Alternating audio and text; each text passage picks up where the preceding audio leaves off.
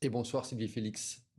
Bonsoir Jean-Luc Félix, merci d'être avec nous sur le plateau du 64 minutes. Vous êtes donc les parents, je le disais, de Tom Félix, emprisonné depuis 2 ans désormais en Malaisie. Et 2 ans que vous vous mobilisez pour alerter sur son sort.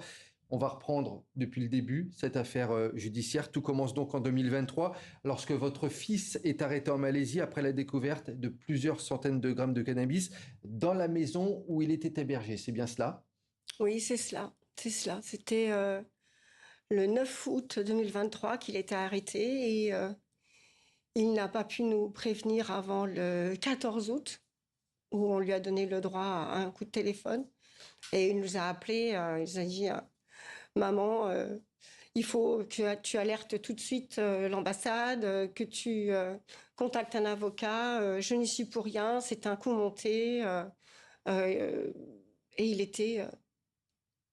Terrorisé. Il comprenait déjà un petit peu dans quelle impasse judiciaire déjà il était à ce moment-là, hein, c'est bien cela. Oui. Et Jean-Luc Félix, la maison dans laquelle a été retrouvée cette drogue, cette maison elle appartient à son associé car à ce moment-là, il s'apprêtait, votre fils, à ouvrir un restaurant avec lui, hein, c'est bien cela. C'est ça, il avait trouvé cet associé et ils travaillaient ensemble pour monter l'affaire. C'était vraiment tout le tout début. Voilà. Et là, à partir de là, c'est l'emballement judiciaire. Très rapidement, il est donc placé, vous le disiez, en détention provisoire dans l'attente de son procès. Ça, on le précise. En Malaisie, il faut le savoir, la détention provisoire, c'est une notion très floue. Hein. C'est bien cela, Jean-Luc Félix. Je crois que la limite de la détention provisoire, enfin, il était au poste de police, donc c'est 21 jours. Et au bout de 21 jours, il a été placé donc dans une prison à Perlis. Et dès le départ, en fait, vous parlez de mascarade judiciaire, d'enquête bâclée, et ce, dès les premiers jours, les premières heures. Pourquoi vous avez senti effectivement que c'était, pour reprendre vos propres mots, une mascarade judiciaire, Sylvie Félix ? Eh bien parce que dès le départ, son codétenu a innocenté Tom, et jamais ni les policiers ni les enquêteurs n'ont tenu compte de ce fait. Et en plus, je veux dire, nous savons que notre fils est innocent. Il avait un projet entrepreneurial. Je veux dire, il avait investi de l'argent et en aucun cas, il ne se serait lancé dans ce trafic. Et vous parlez d'une accumulation d'aberrations dans l'enquête justement qui a amené à l'arrestation de votre fils. Tout a été bâclé ? Eh bien, en fait, on se rend compte lorsqu'on a été au procès au mois de juin que aucune enquête n'a vraiment été faite. En fait, ils se basent sur ce qu'ils ont trouvé et des photos. Il n'y a eu aucune prise d'ADN, il y a eu... Son téléphone portable n'a pas été fouillé. Son téléphone portable n'a pas été fouillé. Je veux dire... En fait, d'après ce qu'on a compris un petit peu du fonctionnement de la police, c'est que les gens arrêtés sur un endroit où quelque chose a été commis, est illégal, on prend tout le monde est coupable. D'accord, donc si moi je suis dans la pièce à ce moment-là, je peux être embarqué également. C'est la même chose. Surtout que le colocataire de votre fils l'a mis complètement hors de cause. C'est ça aussi qui est important dans ce dossier. Oui. Dès le départ. Oui. Mais ça n'apparaît jamais dans l'enquête. Dans aucun rapport. Non. Dans aucun rapport, ça n'apparaît pas. Et l'enquête, enfin, si on peut parler d'enquête, puisque la police n'a pas fait grand-chose, finalement, à part juste arrêter ces 3 personnes.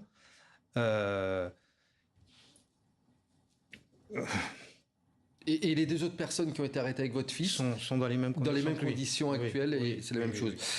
Vous essayez de votre côté de rendre visite à votre fils au moins une fois par mois. Vous habitez à Singapour, et donc vous essayez de vous rendre en Malaisie au moins une fois par mois. Dans quel état physique et psychologique est votre fils aujourd'hui, dans l'attente donc de son procès ? Eh bien, écoutez, vous le voyez, il est totalement... enfin, je veux dire, c'était pas une personne corpulente, mais il est blafard. Je veux dire, il est incarcéré dans des conditions qui sont ignobles et qui bafouent les droits de l'homme. On sait justement quelles sont ces conditions de détention. Ils sont plusieurs par cellule, c'est ça ? En ce moment, ils sont 22 à 30 par cellule. Il ne peut pas sortir, il ne voit pas la lumière du jour. Il dort à même le sol sur un tapis de yoga depuis 2 ans, avec des conditions d'hygiène complètement insalubres, avec un trou dans la cellule qui sert de toilette, avec des coupures d'eau, avec des cafards, des nuisibles, des moustiques, je veux dire... Et qu'est-ce qui vous dit lorsque vous allez le voir? Vous pouvez le voir 30 minutes par mois, c'est ça en moyenne. Vous faites plus de 20 heures de voyage pour le voir 30 minutes, votre fils. Qu'est-ce qui vous dit? Sur quoi vous échangez à ce moment-là? 30 à 45 minutes avec un téléphone pour deux, donc c'est chacun son tour. On est dans un parloir derrière une vitre et un grillage. Voilà, avec et donc les conditions de visite sont... Donc on peut pas le toucher, on peut pas le prendre dans nos bras. Voilà, il y a d'autres personnes qui viennent visiter d'autres détenus, donc c'est un bruit pas possible. Et je veux dire, il n'y a aucune intimité. Et ben dans ces cas-là, quand on va le voir... On parle de l'avancée de ce que nous, on peut faire en France, des retours qu'on a, de la médiatisation. On parle de beaucoup de ces lectures, on le laisse parler... parce que il dit beaucoup, il est intéressé par beaucoup de choses, des biographies, des livres de science-fiction. Donc, il nous raconte ses lectures, il nous parle un peu de sa vie en prison. Il a le moral quand même, il garde le moral, l'espoir actuellement. Eh bien, il y a des hauts et des bas, ça dépend. Ça dépend. La suite judiciaire, ce sera en septembre, le 17 exactement, il y aura de nouveau une audience, puis une autre le 5 octobre. L'accusation y présentera 3 témoins supplémentaires. Qu'est-ce que vous attendez de ces 2 prochaines audiences avec ces témoins? On espère que ça va s'arrêter là. En fait, le problème qu'on dénonce depuis 2 ans, c'est que au cours de ce procès, quand les personnes ne sont pas là, ce qui s'est passé au mois de juin, eh bien, le procès est reporté et ajourné. Toujours plusieurs mois, plusieurs semaines. Plusieurs mois après. Alors, entre guillemets, on était contents, soulagés qu'il ne soit reporté que de 3 mois, parce que Tom nous disait que ses co-détenus revenaient avec des procès reportés d'1 an. Mais là, voilà, la personne du laboratoire d'analyse chimique n'était pas là. Donc, ça a été reporté. Et puis, par rapport, donc le 17, c'est pour les autres témoins. Le procureur en a profité pour rappeler 2 autres témoins qu'il n'avait pas cités lors du... Il a cité le matin du premier procès. Et le 5 octobre, c'est pour amener une pièce à conviction. Une supplémentaire de pièce à conviction. C'est ça qu'il faut dire, c'est qu'à chaque fois, il y a des pièces à conviction qui disparaissent, d'autres qui sont amenées à une autre audience. En gros, c'est tout le temps, c'est kafkaïen en fait comme procès. De mémoire, il y avait 17 pièces à conviction. Le premier jour du procès, il n'y en avait que 3. Il en manquait 14. Le jugement, il risque de prendre des mois, des années, c'est ce que vous dites. On le rappelle, votre fils, il risque la peine de mort. Et c'est ce que vous dites souvent, derrière ces errances judiciaires, il y a un homme, un fils, qui risque la peine de mort derrière. Voilà. Exactement. C'est ça le principal message que vous voulez faire passer aujourd'hui. On veut faire passer que, oui, voilà, on est persuadé, beaucoup de monde est persuadé que notre fils est innocent et qu'on espère que le gouvernement se montre peut-être plus actif. Quand vous parlez du gouvernement, vous parlez du gouvernement français? Oui, bien sûr. Vous avez justement demandé l'aide d'Emmanuel Macron. Vous l'avez rencontré lorsqu'il était en déplacement en Asie. Qu'est-ce qu'il vous a dit? Est-ce qu'il vous a apporté le soutien de la France, concrètement ou pas? Écoutez, il nous a reçus en présence de l'ambassadeur de France à Singapour, en présence de ce conseiller, Walid Fouk. De M. Barrot. On a eu... comment? De M. Barrot. De M. Jean-Noël Barrot. Jean-Noël Barrot aussi, qu'on avait rencontré en mars, le ministre des Affaires étrangères. Et effectivement, il a dit que cette situation était intolérable et qu'il allait... nous, on lui prendre une décision politique et intervenir. Est-ce que vous avez eu des nouvelles de lui depuis que vous l'avez vu ou pas? Non. Silence radio? Alors, non, pas silence radio, puisqu'on a été en contact avec son conseiller. Walid Fouk a été en contact avec nous. Mais voilà, quand on l'a rencontré au mois de mai, il nous a dit d'être patient et qu'il allait... mettre en place, il m'a demandé d'arrêter de tourner cette procédure dans ma tête, qu'il allait faire une intervention politique, de lui laisser du temps. Il ne savait pas encore quelle forme elle allait prendre. Et lors de la rencontre bilatérale entre la Malaisie et la France début juillet, Monsieur Walid Fouk est revenu vers nous en disant qu'ils avaient effectivement parlé avec le Premier ministre malaisien et avec le ministre des Lois, mais qu'ils ne pouvaient pas intervenir, mais que l'ambassade de France, qui était bien au courant maintenant, allait être en première ligne. Et nous, c'est quelque chose qui ne nous rassure pas du tout, puisque la protection consulaire s'exerce sur la situation de Tom depuis 2 ans, mais depuis 2 ans, ils nous disent qu'ils ne peuvent rien faire. Sylvie Félix, vous dites, vous également, l'une de votre crainte, c'est que Tom devienne un irritant, c'est votre mot, dans les relations entre les deux pays, entre la Malaisie et la France. Pourquoi vous avez peur de ça ? En fait, il y a une question diplomatique derrière En fait, c'est l'ambassadeur de France en Malaisie, quand on l'avait rencontré au mois de mai, qui nous a dit, quand on lui demandait mais pourquoi vous ne faites pas plus, pourquoi vous n'intervenez pas, il nous a dit qu'il ne voulait pas que Tom devienne un irritant. Je veux dire, je ne sais pas exactement quelles sont les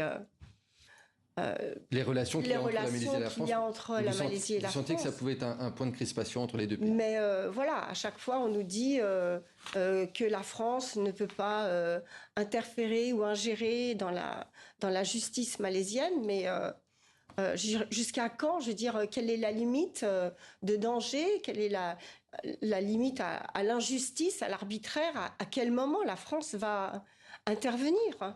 Je veux dire, il y a la vie d'un homme et puis la parole qu'il nous a donnée d'intervenir. Je veux dire, ça fait 2 ans que Tom est innocent, qu'on dénonce ces conditions de détention qui bafouent les droits de l'homme. Et on ne comprend pas pourquoi... je veux dire, la France est un pays défenseur des droits de l'homme et ça ne s'arrête pas à l'Hexagone. Il faut absolument défendre Tom. Une dernière question qui va relayer un petit peu ce que vous venez de dire par rapport à ces conditions de détention en Malaisie.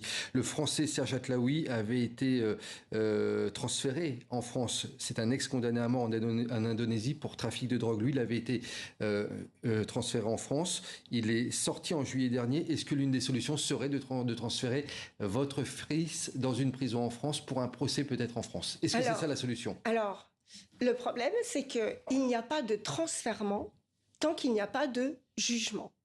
Donc, il faut savoir qu'on avait déjà interpellé en octobre 2024, quand on était venu à Paris rencontrer différentes personnes politiques.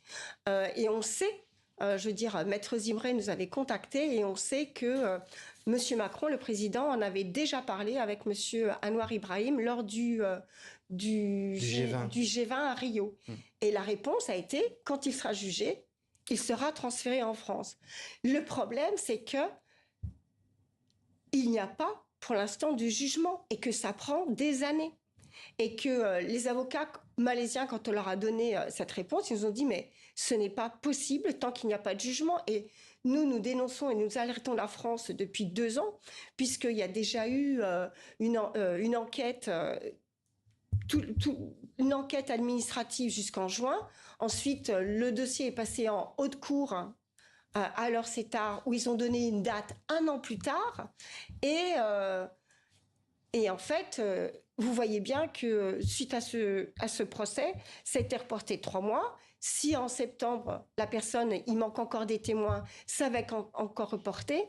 Et pendant qu'on était au procès de Tom, il y a eu une autre affaire un peu similaire, où la personne était enfin libérée. Il y a eu un non-lieu, mais le non-lieu a été prononcé au bout de 5 ans. Oui, donc on est dans un imbroglio judiciaire encore qui se poursuit. Jean-Luc Félix, il nous reste 30 secondes pour conclure. Est-ce que vous avez un message à adresser au gouvernement français, aux autorités ce soir par rapport à la situation de votre fils en 30 secondes? Aidez-nous. Aidez-nous à faire sortir notre fils. Il est innocent. Il est détenu arbitrairement. Je veux dire, on ne peut pas faire confiance à cette parodie de justice. Je veux dire, tout nous montre, je veux dire, que c'est complètement opaque et on n'a pas confiance du tout. Donc il faut absolument l'intervention de la France. D'Emmanuel Macron, de l'ambassade? Ben oui. L'ambassade interviendra si M. Macron on donne l'ordre. Est-ce que vous arrivez à faire passer ça sera ma dernière question, des messages réguliers quand même à votre fils au-delà de vos visites sur place? Est-ce que vous arrivez à lui faire passer certains messages d'espoir? De temps en temps, je veux dire, on a On a un contact téléphonique quand on ne va pas le voir, toutes les semaines. Voilà, puis, et on essaye de lui... Il a beaucoup d'amis qui gèrent les réseaux sociaux et qui parlent de son histoire pour pas qu'on l'oublie. Et c'est vrai qu'il y a un grand élan de solidarité pour lui sur Internet. Merci Céline Félix, merci Jean-Luc Félix d'être venu parler de la situation de votre fils. Merci à tous les deux. Merci à nous.